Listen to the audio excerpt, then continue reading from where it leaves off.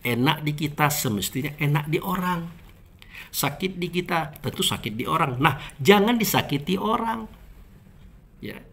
Jangan disiksa orang, jangan dirugikan orang, jangan dibunuh orang. Sakit dia, maka senang-senangkanlah orang. Berbaiklah kepada orang, bantulah orang. Kenapa? Karena jika itu dibuat orang kepada kita, kita senang.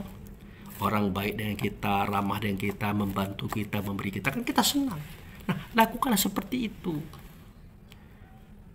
Nah, jangan seperti saudara kita di agama seberang. Sambil megang Quran, dia nantang-nantangin.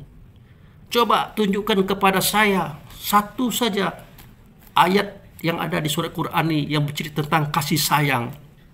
Nggak ada. Nah, dia mau nentang kita, menunjukkan mana satu ayat saja yang bercerita tentang kita ini mengasihi, menyayangi kaum dan umat di seluruh bangsa ini. Mana? Jadi bukan kita tidak mau menerima tantangan itu, ndak ada penting itu, ndak perlu. Karena kita sangat tahu ya, kita sangat mengerti ya, bahwa dalam kitab Quran itu sangat banyak pendidikan dan pembinaan agar kita berbuat baik kepada sesama kita. Bukan hanya kepada manusia, kepada semua makhluk loh alam semesta. Makanya kita itu rahmatan lil alamin, pemberi kasih sayang kepada seluruh alam semesta. Nah, kalau Anda mengatakan di kitab Anda bahwa Anda harus berkasih sayang kepada sesama Anda ataupun sesama makhluk, itu bahasanya terang. Ya, terang, tidak perlu ditafsirkan lagi, real adanya. Tapi kalau kitab Quran ini untuk orang punya akal loh. Punya kapasitas intelektual tinggi yang mampu mencerna, mendalam dan menggali. Makanya bahasa-bahasa Quran itu tidak terang, samar-samar. Dia hanya terang bagi orang yang berilmu, orang yang punya pemahaman. Coba Anda perhatikan di surat Al-Qasas, itu surat nomor 28 ayat 77. Kita temukan kalimat yang berbunyi begini, ya, saya bacakan ya. Wa ahsin kama ahsanallahu ilaika wala tabaghil fasada fil ardi innallaha la yuhibbul mufsidin. Anda perhatiin kalimat ini. Ini maha tinggi. Ya, maaf saudara-saudaraku dari kalangan muslim, saya tidak emosi loh. Ini hanya sikap pembelaan kita kepada agama ini, kepada kitab ini, kepada eksistensinya Rasulullah sebagai ikutan semua kaum termasuk mereka yang menghujat. Ya. Nah, di sini dikatakan, dan berbuat baiklah kamu wahai umat Muhammad, turunan Rasul, apapun Anda, siapapun, apapun agama Anda. Kama ahsanallah, sebagaimana Allah berbuat baik kepada kamu. Kan jelas kalimat itu. Wa ahsin kama ahsanallahu ilaika.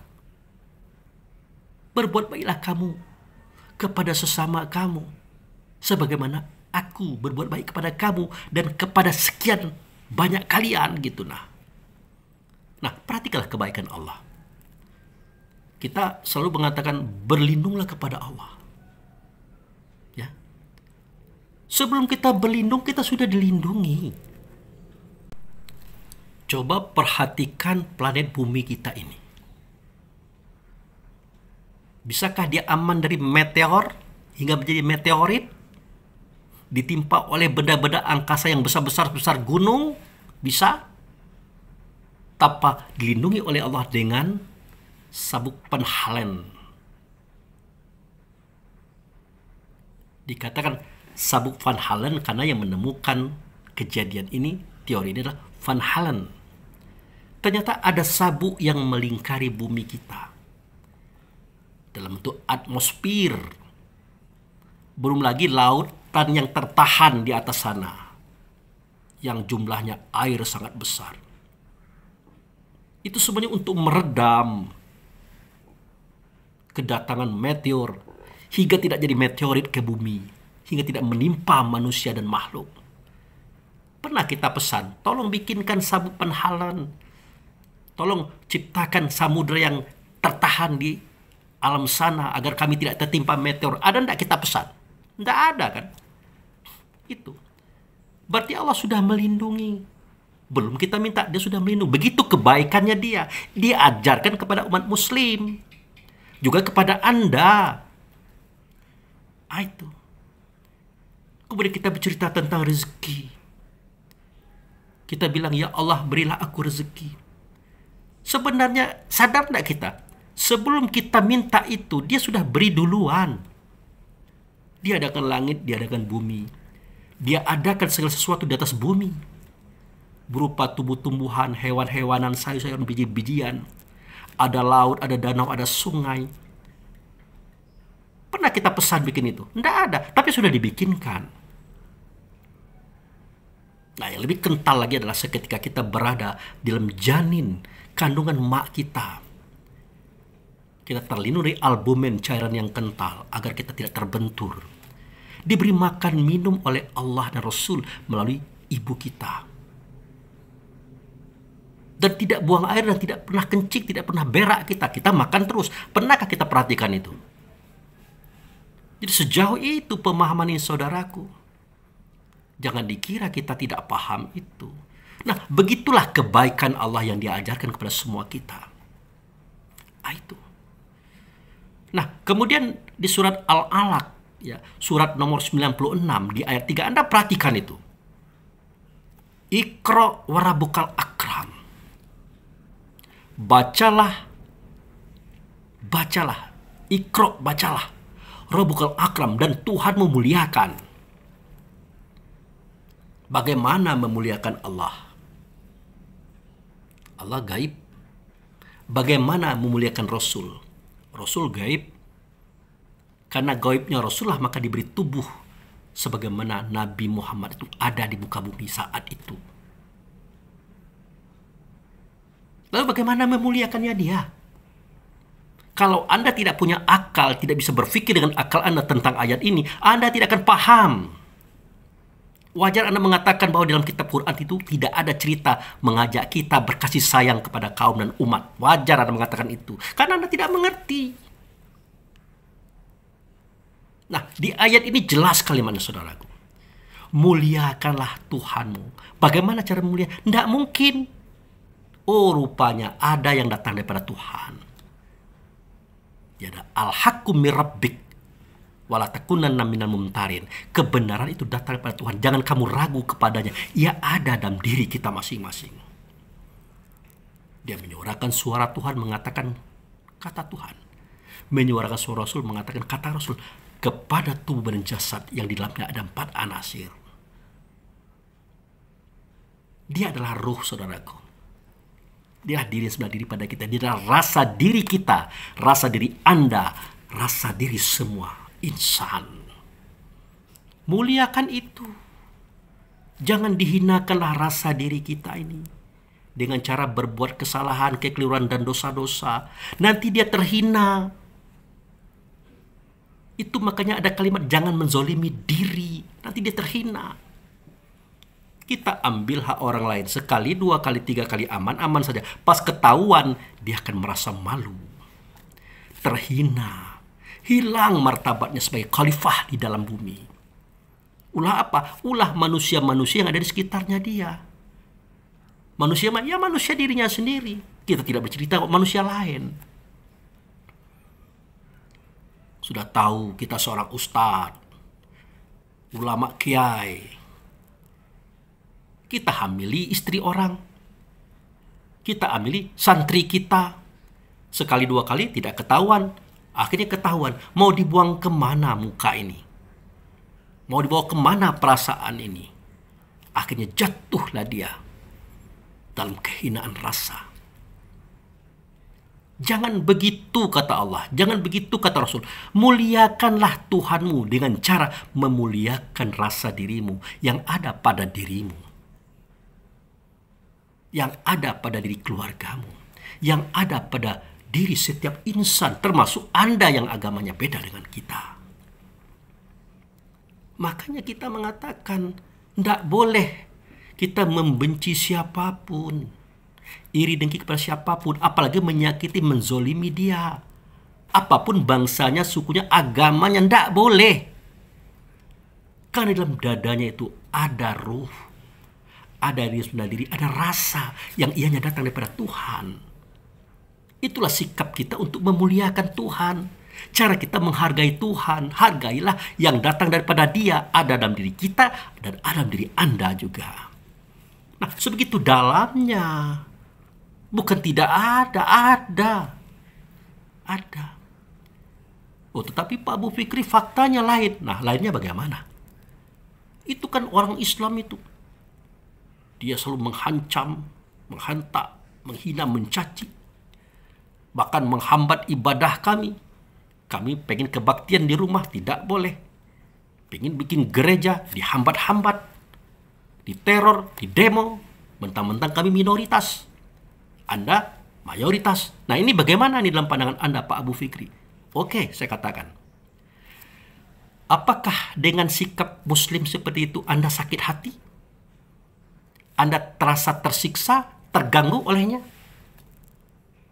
Jawabnya, yes. Kami sakit hati, kami tersiksa, terganggu oleh karena ulah orang Muslim. Yes.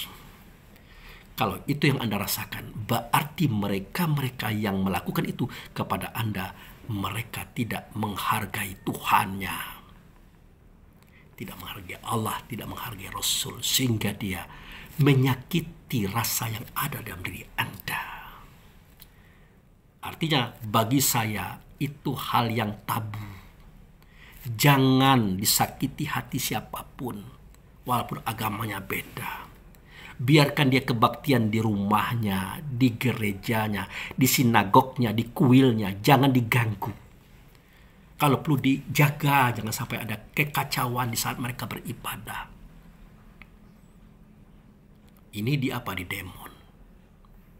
Diacak-acak, dihinakan. Itu tidak benar. Tidak begitu ajaran Islam. Karena Nabi Muhammad itu pernah menjadi khalifah loh. Menjadi raja loh. Menjadi pemimpin loh. Tidak begitu dia memperlakukan kaumnya, umatnya, orang-orang yang dikuasainya. Tidak begitu. Silahkan Yahudi beribadah dengan Yahudi. Nasrani beribadah dengan Nasrani. Majusi beribadah dengan Majusi. Tegakkanlah rumah ibadah. Beribadah di dalamnya. Jangan dirusak, jangan dikacau, jangan dihancurkan. Silahkan saja. Begitu Nabi Muhammad mengajarkan, tidak ada ajaran seperti yang Anda katakan itu. Tidak ada itu.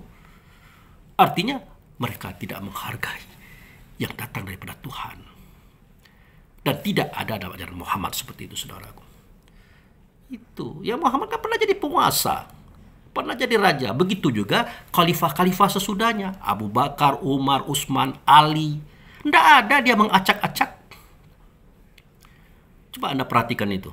Seketika Amru bin As, ya, khalifah yang ada di Mesir, ingin bikin masjid. Ternyata di situ ada rumah Yahudi loh. Rumah reot, gubuk buru yang akan merusak pemandangan kalau dia ada seketika masjid megah didirikan. Akhirnya dinego, bisa enggak itu dibeli? Ya Yahudi tidak mau. Tidak mau dia. Satu-satu harta adalah rumah buru itulah, gubuk reot itulah. Akhirnya apa kata Amru bin As? Hancurkan, gilas. Kan kita sudah ngomong, tapi dia tak peduli. Gilas saja. Nah, logika Amru bin As itu menurut dia adalah benar. Tapi apa yang terjadi? Setelah itu dihancurkan, dirusak dan dibinasakan rumahnya, si Yahudi tadi menangis. Nah, dalam kondisi sedih itu, dia teringat dengan Tuhan. Akhirnya Tuhan sampaikan informasi, kau datangi khalifahnya. Si Amru itu kan khalifah dalam artian di dalam sebuah provinsi. Berarti dia gubernur ya. Nah, kamu temui presidennya. Siapa presidennya? Umar ibnu Khattab. Ah, itu. Jadi Umar ibnu Khattab ini sahabat Rasul yang nyata pada Nabi Muhammad. mendapat ajaran Allah Rasul daripada Nabi Muhammad. Itu kepada sahabat termasuk Umar. Nah, seketika Yahudi tadi datang ke Madinah, dia pengen cari-cari Umar bin Khattab.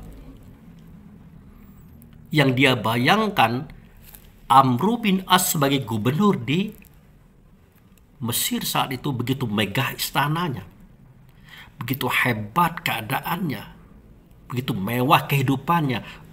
Apalagi presidennya, apalagi khalifahnya, luar biasa ini. Nah, seketika Yahudi tadi bertanya kepada seorang laki-laki yang sedang tidur-tiduran di bawah pohon. Dia bertanya, "Pak, boleh bertanya?" "Ya, silakan. Mau tanya apa?" "Bapak kenal Umar ibnu Khattab?" "Kenal." "Dia khalifah?" "Iya." "Bagaimana keadaan istananya? Besar? Megah? Mewah?" "Tidak. Istana Umar di atas rumput. Pengawal-pengawalnya orang-orang miskin, janda-janda tua, orang-orang susah. Kehidupannya, makannya mewah?" "Tidak. Kadang-kadang dia makan, kadang-kadang tidak." "Loh, kok begitu, Pak Umar bin Khattab? Sementara gubernurnya aja begitu mewah, megah, wah." Ya itu dia, bukan Umar bin Khattab. Nah, lalu Yahudi tadi bertanya, "Apakah Bapak tahu di mana posisi Umar bin Khattab sekarang?" "Tahu." "Di mana, Pak?" "Di depan Anda. Saya Umar bin Khattab." Bayangkan saudaraku.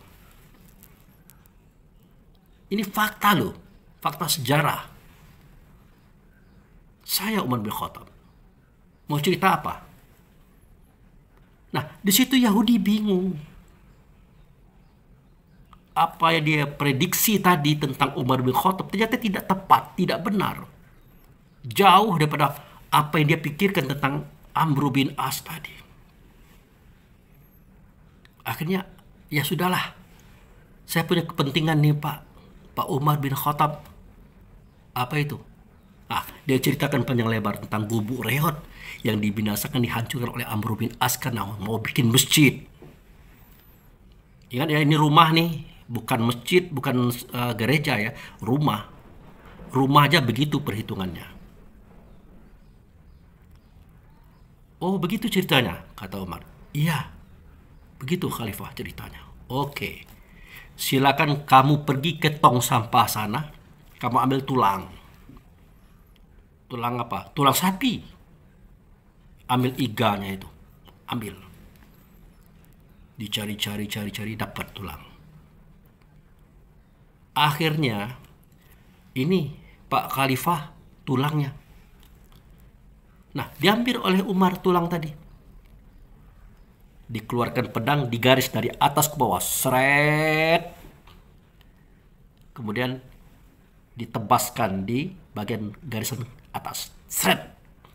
Sehingga gambar itu seperti salib. Nah, kamu bawa tulang ini berikan kepada Amr bin As, katakan ini daripada Umar bin Khattab. Jadi si Yahudi bingung. Dia mau minta pembelaan, ya, pembenaran dari Umar bin Khattab sebagai khalifah, kok diberi tulang? Jika orang seperti Anda tidak akan paham maksud ini. Nah, begitulah yang dikatakan oleh Rocky Gerung, ya, bapak nasional, bapak pendidik nasional beliau itu, cerdas, IQ-nya tinggi. Apa dia bilang? Quran itu hanya untuk orang yang punya akal, untuk orang yang berpikir, termasuk ajarannya. Seperti itu pula Umar. Dia menerima Quran daripada Nabi Muhammad. Dia menerima ajaran daripada Nabi Muhammad. Begitu bahasa sandi yang dia sampaikan kepada Amr bin As. Kalau tidak berpikir, tidak paham. Makanya Yahudi tadi protes. "Baginda, aku ini kesini bukan minta tulang loh. Kalau tulang ginian ini kan banyak di kampungku." "Sudahlah, kau bawa saja tulang ini, berikan kepada Amr bin As, katakan dari Umar bin Khattab." Katakan begitu. Akhirnya tulang tadi dibawalah ke Mesir. Diberikan kepada Amr bin As. Ini Amr bin As, tulang dari Sayyidina Umar bin Khattab, khalifah Islam yang ada di Madinah. Melihat tulang tadi, Amr bin As gemetar. Keluar keringat dingin. Langsung dia keluarkan instruksi. Tolong gubuk Yahudi bangkitkan kembali, bangun kembali, dirikan kembali sebagus mungkin. Kalau perlu lebih bagus dari kemarin. Cepat, cepat, cepat. Ya, kenapa begitu, Baginda? Ini aku dapat teguran dari Umar bin Khattab. Pokoknya laksanakan. Nah, Yahudi semakin bingung. Ada apa ini? Kok begini? Kok takut benar si Amru ini dengan tulang yang digores oleh Umar bin Khattab? Ada apa? Akhirnya Yahudi bertanya, ada apa Amr bin As? Kok kamu bisa begitu takutnya? Kamu tahu enggak? Kamu ini sembarangan ya, ngadu, melapor. Ngomong dulu loh sama saya. Ya habis gubukku sudah engkau hancurkan, engkau beringas, engkau kasar. Ya satu-satunya jalan adalah bertemu dengan khalifahnya kamu, Umar bin Khattab yang ada di Madinah. Nah, ini hasilnya. Akhirnya dijelaskan oleh Amr bin As. Apa dia bilang? Garis lurus dari atas ke bawah. Itu artinya berbuat baiklah kamu dari atas sampai ke bawah. Ini saudaraku. Berbuat baiklah, berbuat adillah. Berikan kebahagiaan dari atas sampai ke bawah. Jangan dipilah-pilah. Jika kau tidak lakukan itu, kata Umar bin Khattab, seret kepalamu akan kupenggal. Nah, inilah rahmatan lil alamin. Inilah ajaran Islam. Beginilah cara memuliakan Tuhan. Muliakanlah yang datang daripada Tuhan yang ada dalam dada Yahudi saat itu. Dada siapapun. Itu saudaraku. Akhirnya gubuk Yahudi tadi didirikan lagi. Kata Yahudi, tidak usah didirikan, kalau begitu aku masuk Islam. Karena dia paham ajaran Islam tidak seperti yang Anda pikirkan itu. Makanya kalau berbicara Islam, berfikirlah dengan akal. Siapkan keikhlasan hati. Jangan diterima semua informasi manuskrip kuno yang bercerita tentang keburukan Islam, keburukan kitab, keburukan Muhammad. Jangan terima dulu, pelajari lebih dalam lagi. Hanya orang mempelajarilah yang paham dengan Islam sehingga dia masuk Islam. Nah, orang Islam yang baik dia tidak akan mencela agama lain. Tidak akan menyalahkan keyakinan Anda. Dia biarkan Anda mau beriman kepada yang lain silakan. Beragama dengan lain agama Islam silakan. Tidak ada gangguan daripada kita. Begitu kalau orang yang paham Islam. Ya kalau Anda temui adalah orang-orang yang bermerek Islam, mengatakan dirinya Islam tapi dia arogan. Kita beribadah di rumah, dia demo. Kita mau bikin masjid atau gereja, dia persoalkan. Nah, kalau bikin gereja itu kan ada aturannya dari pemerintah, ikuti saja aturan itu. Begitu saudaraku. Nah, jadi jangan pernah mengatakan bahwa coba tunjukkan satu saja dalam kitab Qur'anmu cerita tentang kasih sayang, ada enggak? Bukan tidak ada, Anda tidak paham melihatnya. Anda tidak mampu mencernanya karena bahasanya tidak terbuka.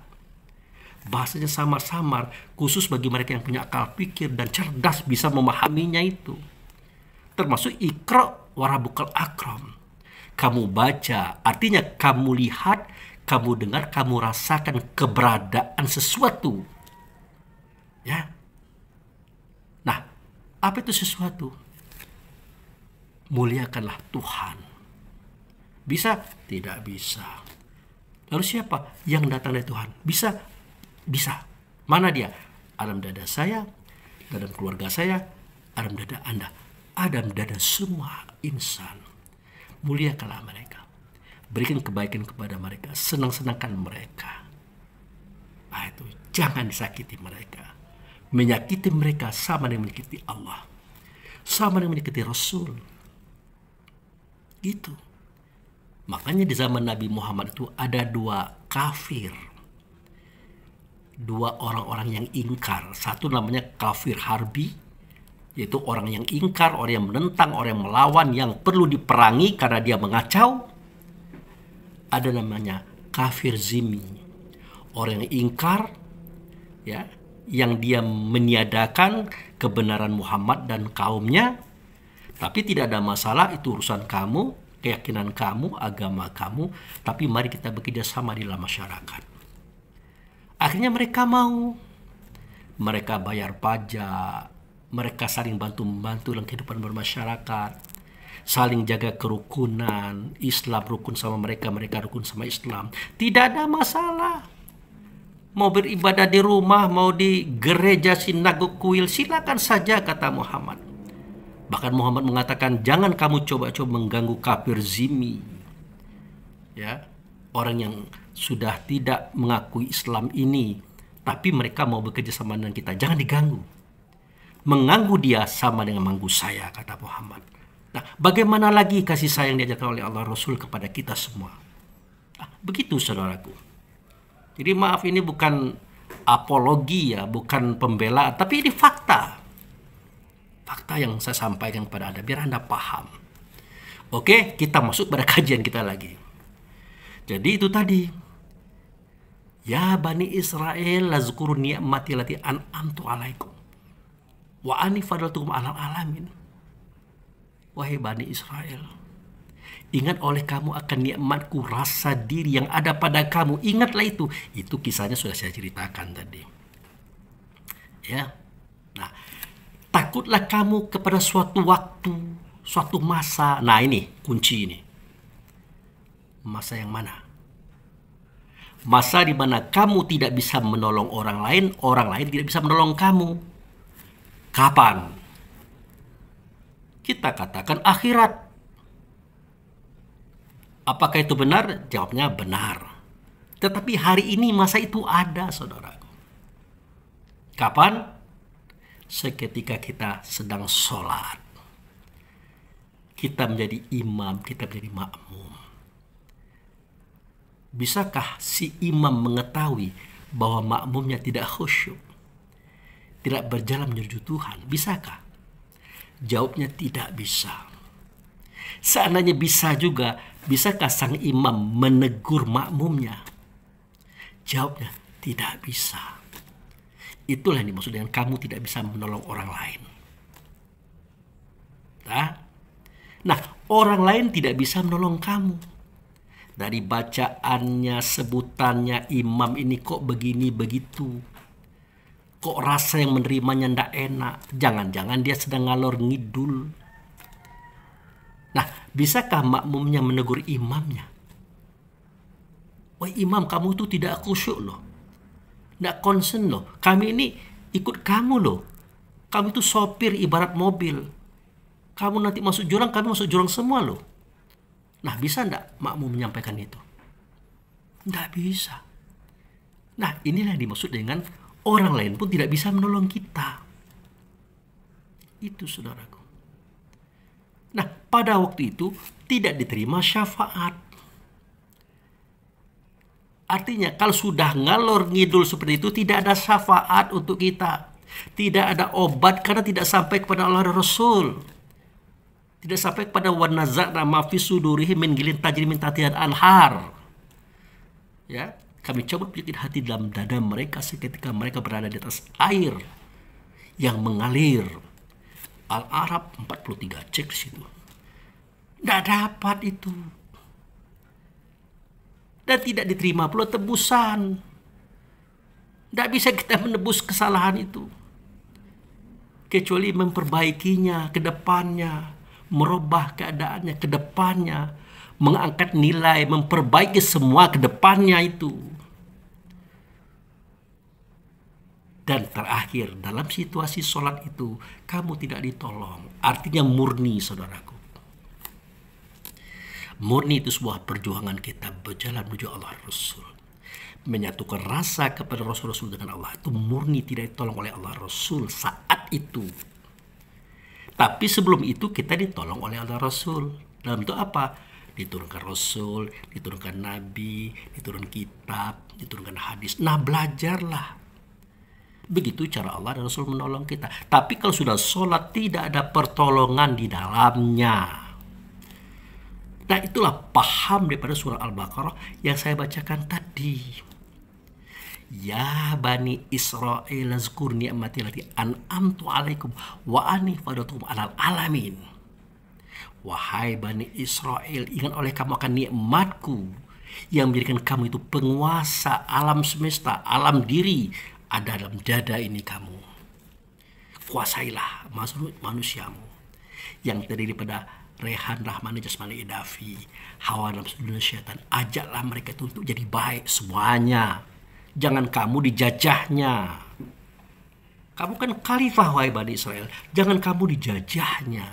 Nanti kamu akan menjajah orang lain loh. Akan berbuat kerusakan lagi loh. Akan membantai, akan macam-macam kamu. Itu akibatnya. Maka kuasailah dirimu dan apa yang ada pada kamu. Ya, yang sudah menjadikan kamu itu utama di alam semesta. Nah, takutlah kamu kepada suatu masa di mana kamu tidak bisa menolong orang lain tidak bisa menolong kamu. Momentum itulah saat kita berhadapan dengan Tuhan di dalam sholat. Tidak ada yang bisa menolong kita, saudaraku. Tidak pula bisa kita menolong orang lain karena kita sibuk dengan diri masing-masing.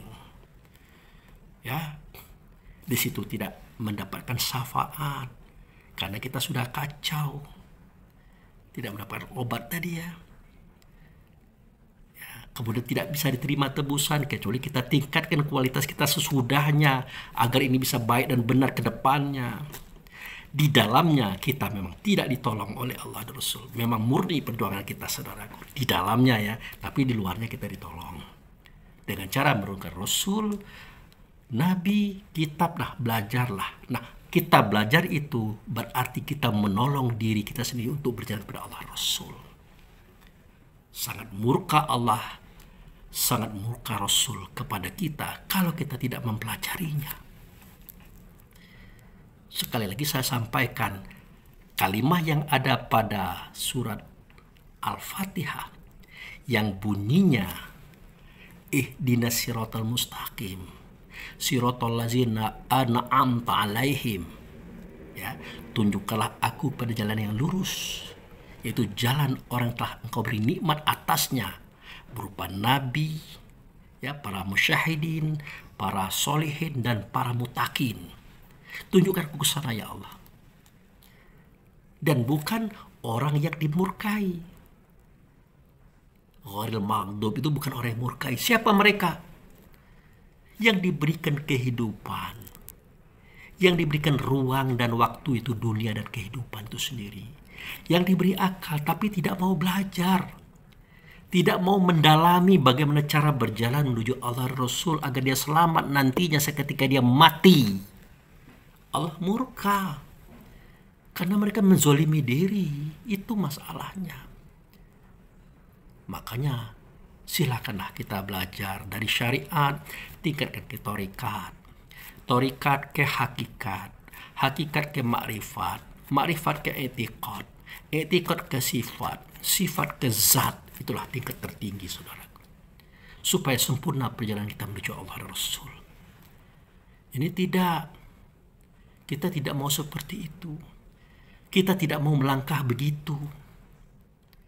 Ya, makanya Allah murka, Rasul pun murka. Keluarlah kalimat ini pada surat Al-A'raf ayat 179. Apa bunyinya? Walaqad zara'na li jahannam katsiran minal jin wal ins walahum qulubu la yafqahuna biha walahum ayunu la yubsiruna biha walahum uzunu la yasma'una biha ulaika kal an'am balhum adal wa ulaika humul ghafilun. Al-A'raf ya, surat nomor 7 ayat 179. Sungguh neraka jahanam itu akan kupenuhkan dengan jin dan manusia karena mereka punya hati tidak mau memahami dengan hati itu, punya mata tidak mau melihat dengan mata itu, punya telinga, tidak mau mendengarkan telinga itu, mereka itu sama dengan binatang. Bahkan mereka itu lebih parah daripada binatang. Kenapa? Karena mereka lalai. Tidak memanfaati hidup, ruang dan waktu. Tidak memanfaatkan akal fikir untuk belajar bagaimana cara kembali kepada Allah Rasul. Sehingga mereka binasa akibat dari kelalaian itu. Allah murka kepada mereka. Ya karena sudah diberikan fasilitas loh. Itu masalahnya. Oleh karena kita tidak gunakan fasilitas itu, maka Allah murka. Maka silakanlah, belajarlah kita. Ulangilah pelajaran berjalan menuju Allah. Jangan saling iri, dengki, benci, membenci, berbeda paham, dan macam-macam kita ribut. Tidak usahlah. Begitu juga terhadap agama-agama yang lain di luar agama kita. Tidak usah diributkan, biarkan saja. Semua kita itu sedang belajar, sedang berjalan menuju Tuhannya dengan caranya masing-masing. Islam dengan cara Islam, ya, Nasrani dengan cara Nasrani, Yahudi dengan cara Yahudi, Hindu dengan cara Hindu, Buddha dengan cara Buddha, Konfusius dengan cara Konfusius, dan bahkan ada lagi yang lain dengan cara mereka yang lain. Silakan sajalah. Yang penting ada usaha untuk belajar berjalan menuju Tuhan, karena kita yakin suatu ketika kita akan kembali kepada Tuhan. Belajarlah. Oh nanti salah Pak Bu Fikri, nanti keliru. Ya maka baca pedoman dulu. Setelah dibaca pedoman, yakin kebenarannya, laksanakanlah. Seandainya itu salah juga tetap akan ditolerir oleh Allah dan Rasul, tetap akan diterima. Gitu. Kenapa? Karena kebenaran kita tidak mungkin akan sama dengan kebenaran Rasul. Apalagi Allah. Kalau kita salah, seketika kita ingin berbuat baik, masih ditolerir. Yang parah itu adalah berbuat tidak, berjuang tidak, belajar tidak, tapi tidak pernah salah-salah. Ya, kenapa kamu tidak belajar, tidak mengkaji ini? Oh, kami takut salah, kami takut sesat. Justru inilah yang paling salah. Inilah yang paling sesat. Dia tidak menggunakan fasilitas hidupnya, ruang dan waktunya, akal fikirnya untuk belajar berjalan menuju Allah. Ya, berjalan menuju Rasul. Padahal salah juga kalau kita sudah berniat baik ke sana, insya Allah Allah Rasul tolerir mereka itu. Oke saudaraku, demikian saja dulu apa yang bisa saya sampaikan.